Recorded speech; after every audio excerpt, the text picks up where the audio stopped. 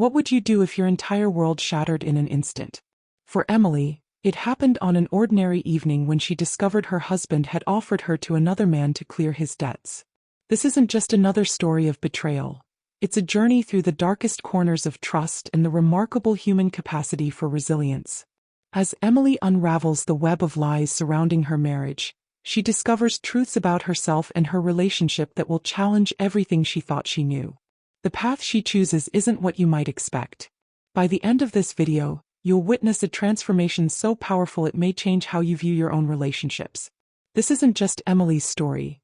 It's a mirror reflecting the complicated nature of love, betrayal, and the strength we find when we're pushed to our limits. From shocking confession to unexpected resolution, this is one story you'll want to hear from beginning to end.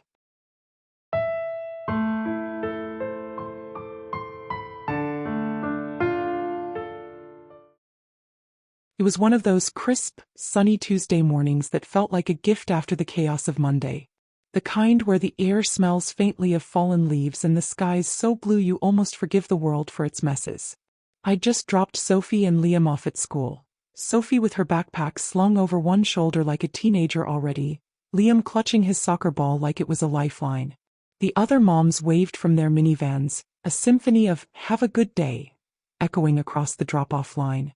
I smiled back, the routine as familiar as breathing, and headed to Brew and Bean, my little suburban sanctuary. The cafe was tucked between a dry cleaner and a yoga studio, its faded green awning promising respite. Inside, the smell hit me first. Rich coffee beans grinding, mingling with the sweet waft of cinnamon buns fresh from the oven. The espresso machine hissed and sputtered, a comforting rhythm beneath the low hum of chatter.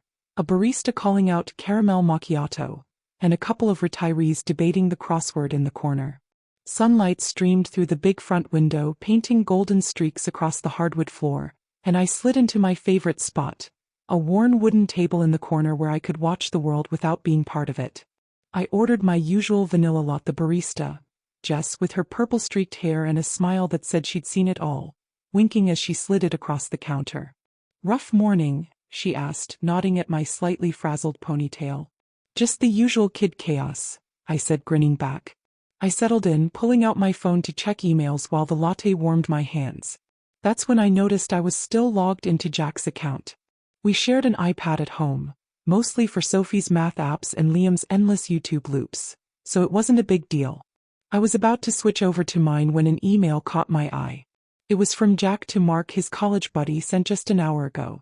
The subject line read, "About Emily." My heart did a little skip, half curious, half amused. Jack wasn't big on surprises, but maybe he was planning something sweet. A weekend away, a date night, anything to break the monotony of our lately too quiet life.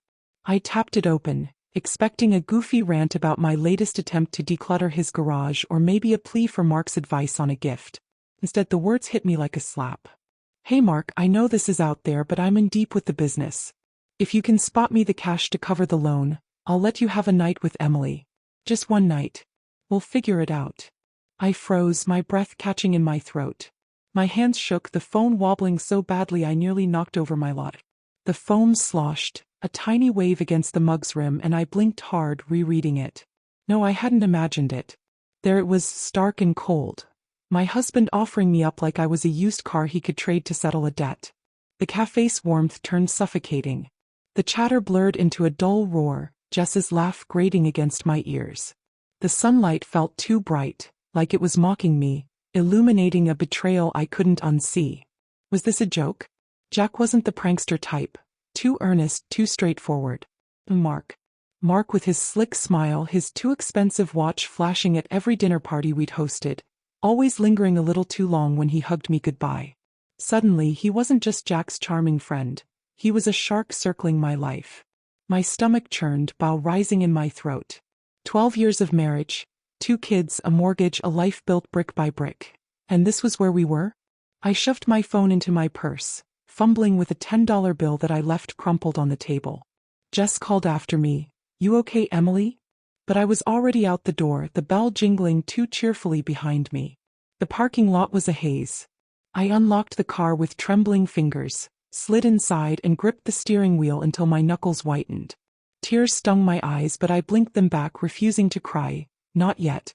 The drive home was autopilot. Past the elementary school, the strip mall with the nail salon I kept meaning to try, our quiet street with its neat lawns and picket fences. Our house looked unchanged, 2 stories, beige siding, Liam's soccer ball abandoned by the garage. But inside, everything had shattered. I dropped my keys on the counter, the clatter echoing in the empty kitchen. The kids were at school, Jack at work, or wherever he went these days. I sat at the table, the email still open on my phone, glaring up at me like a neon sign. My mind raced. How long had he been planning this? Was this the first time or just the first time he'd been caught? And why Mark? The questions spun, each one sharper, cutting deeper. By the time Jack's car rumbled into the driveway at 5:30, my shock had hardened into something else. Rage, hurt, a tangled mess I couldn't name. He walked in, loosening his tie, his face lighting up when he saw me. "Hey babe," he said, his voice warm, oblivious. "Good day." I didn't answer.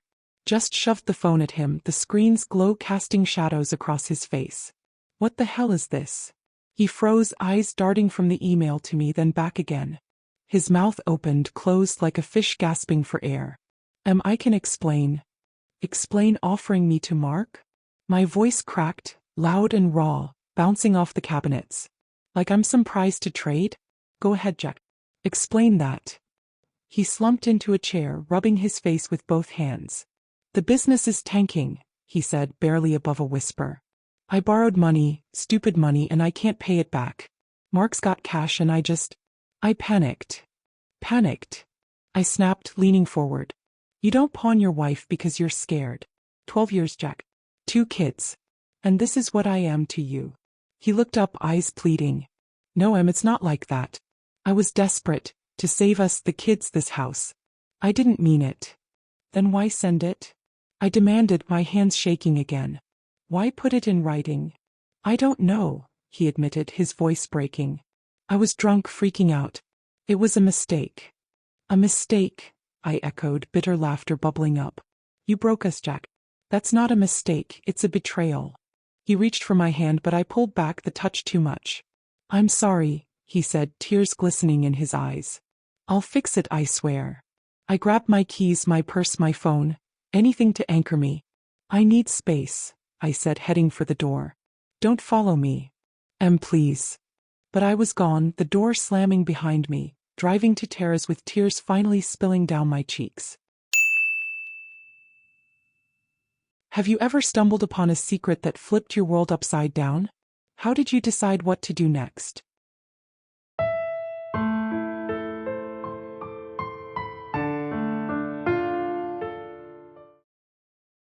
Tara's house was my safe haven, always had been.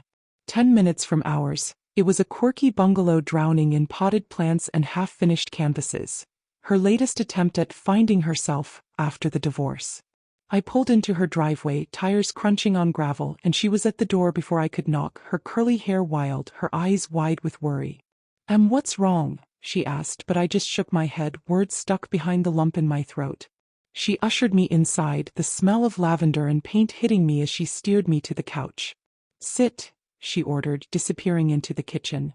She returned with a bottle of Pinot Noir and 2 mismatched glasses, pouring me a generous splash.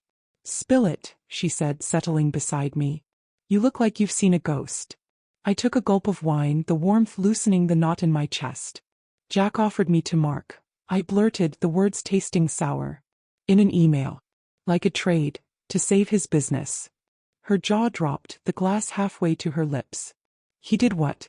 Are you serious?" I nodded, pulling out my phone to show her. She scanned the screen, her expression shifting from shock to fury. "That's insane," she said, slamming the glass down hard enough to slosh wine onto the coffee table. "What was he thinking?" "I don't know," I whispered, staring at the dark red stain spreading across the wood. "He said he was desperate, in debt. But God, Tara, how could he?" She reached over, squeezing my hand. "You don't have to figure it out tonight. Stay here, crash in the guest room. We'll deal with it tomorrow." I nodded, too drained to argue. She led me upstairs, the creaky steps a familiar soundtrack from our childhood sleepovers. The guest room was small but cozy, a quilted bedspread, a lamp with a crooked shade, a window overlooking her jungle of a backyard. I collapsed onto the bed, staring at the ceiling as Tara lingered in the doorway. "You're okay here," she said softly. "Get some rest." Sleep didn't come though. My mind kept replaying our life like a movie reel. Jack and I met at Ohio State junior year. He was the guy who'd sneak me into the library after hours, pretending to study while we whispered about everything but books. We got married at 26, a backyard wedding with string lights and too much cheap beer. Sophie arrived 2 years later, all dimples in Jack's blue eyes, then Liam, our little chaos agent with my dark hair. Those early days were magic.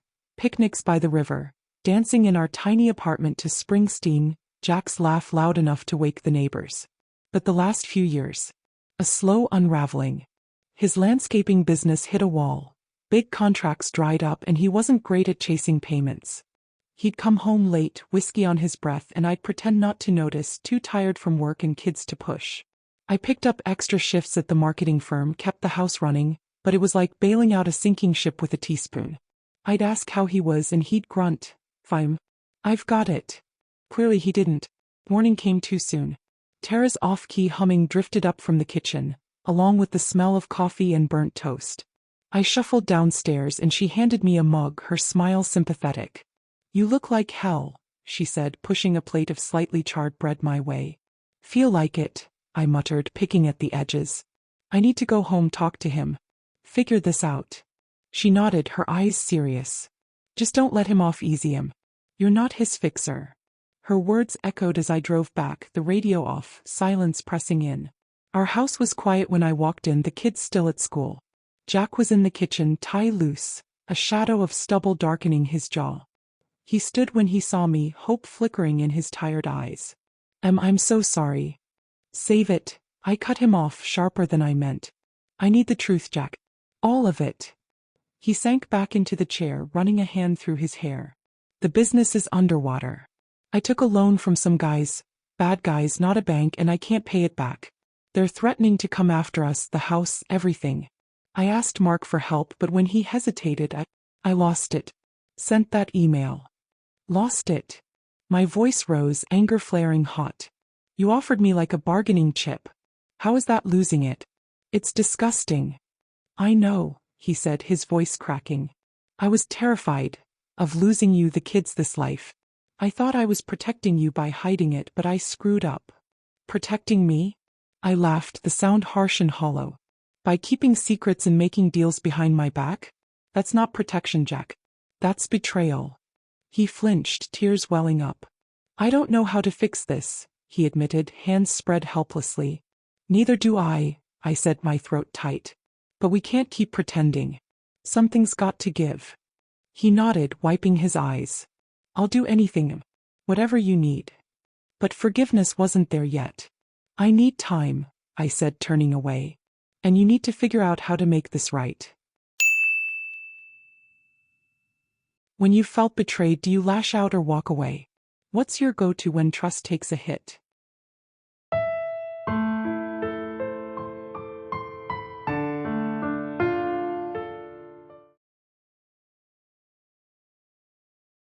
I stayed at Tara's the next few days, hiding out in her guest room like a fugitive from my own life. It was a small space, but it felt safe. A quilted bedspread in soft blues, a rickety nightstand with a vase of wilted daisies, a window where rain tapped a steady rhythm against the glass. That next evening, with the storm outside mirroring the one inside me, I finally let myself fall apart. Tara knocked gently, poking her head in with a glass of Pinot in hand. "Thought you might need this," she said, her voice soft. She sat beside me on the bed, the mattress dipping under her weight, and waited. She didn't push, just let me breathe. "I keep thinking about how we got here," I said finally, the wine cool against my lips. "Where did we go wrong?" She tilted her head, her curls bouncing. "Tell me about it. Get it out." So I did. I told her about Jack and me, the early days when love felt invincible. We met at a frat party junior year. He spilled beer on my shoes, then spent the night apologizing with that goofy grin of his. We were broke but happy, scraping by on ramen and dreams. He proposed on a frozen lake, the ice cracking under his boots, his nose red from the cold as he fumbled with a ring he'd saved 6 months for. I said yes before he finished asking. Sophie came 2 years later, A tiny miracle who'd sleep in my arms while Jack sang off-key lullabies. Then Liam, born during a thunderstorm, his cries louder than the thunderclaps. Jack started his business and I was his cheerleader, cutting coupons, working part-time, believing in him even when the numbers didn't add up. We'd picnic in the backyard, Jack pushing Sophie on a tire swing he'd hung himself, Liam toddling after dandelions. Those were the golden years when love was enough. But then the tide turned. The business faltered, clients ghosted, bills stacked up. Jack started drinking more, his laugh growing rare. I'd find him in the garage, staring at nothing, a bottle in hand. I took on extra shifts, managed the kids' schedules, kept us afloat. I'd ask, "You okay?" And he'd shrug, "Yeah, don't worry." I stopped pushing, too exhausted to fight the silence. "I should have seen it," I said, tears spilling over. "The whiskey, the late nights. I thought it was stress, but it was bigger." Tara shook her head fierce. "You can't carry that. He hid it from you." "But I'm his wife," I argued, wiping my face. "I should have pushed harder, made him talk." "You're not his mom," she shot back. "He's a grown man who made choices, bad ones. Don't take that on." She was right, but guilt gnawed anyway. Had I been too busy, work, soccer practice, PTA bake sales, to notice? Or had I just not wanted to see the cracks? I'd carried us, kept the lights on, but maybe I'd let him drift too far. Tara grinned, suddenly nudging me. "What's next? He trades your minivan for a lawnmower?" I snorted, the sound wet and shaky. "God no. That van's my warrior. 50,000 miles left at least." We laughed, a brittle lifeline in the dark. She stayed until I drifted off, the rain a lullaby, but the questions lingered. Could I have stopped this? Ever felt like you're carrying your relationship solo? How do you balance love and your own limits?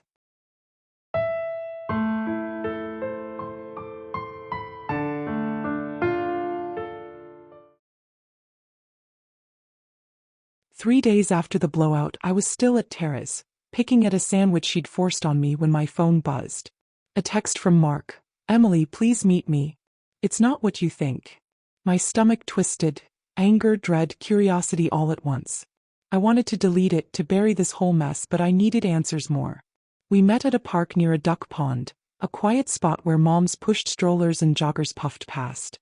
It was late afternoon, the air crisp with the first bite of fall, leaves crunching under my boots.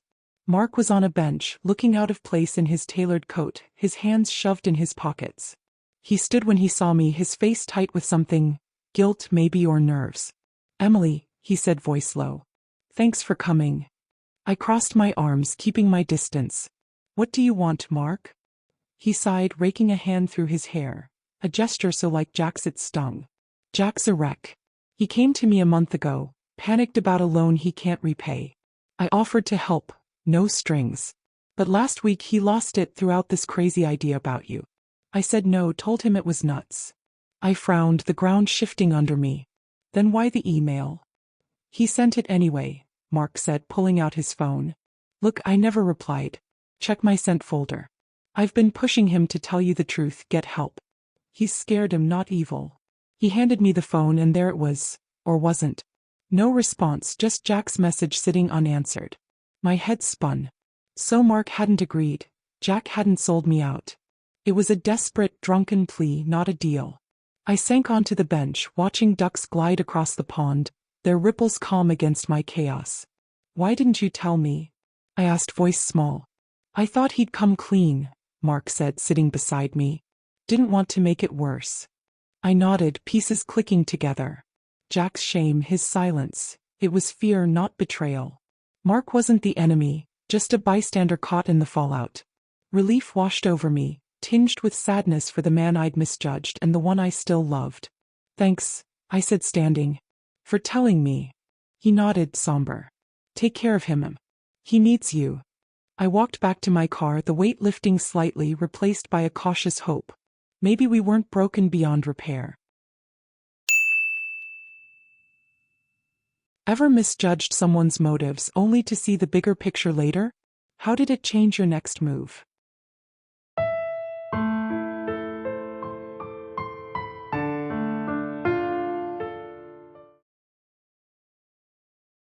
A week after the email, I walked back into our house, the familiar creak of the floorboards steadying me.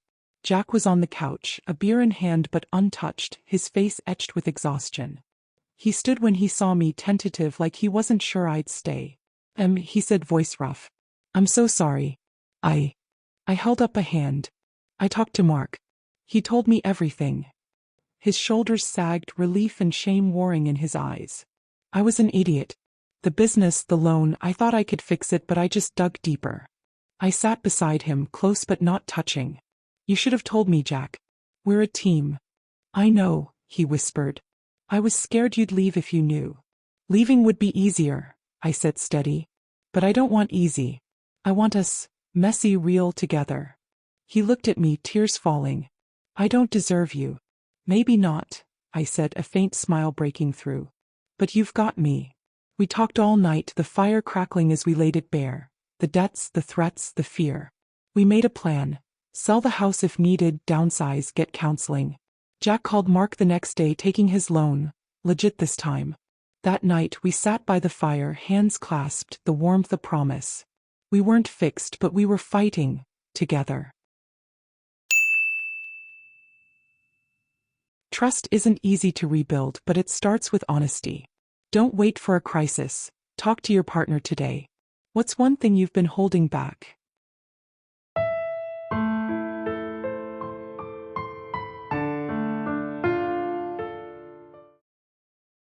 Emily's journey reminds us that while betrayal can break us open, sometimes it's through our deepest wounds that we find our greatest strength. Have you ever experienced a moment that forced you to redefine everything you thought you knew about trust? Share your story in the comments. Your words might be exactly what someone else needs to hear right now. If this story resonated with you, don't leave without subscribing to Whisper's Story. Each day we bring you real, raw explorations of human connection that will move you, challenge you, and sometimes even change you. Hit subscribe and turn on notifications so you won't miss our next episode. A tale so compelling you'll be thinking about it long after it ends. Join our community where every story matters, including yours.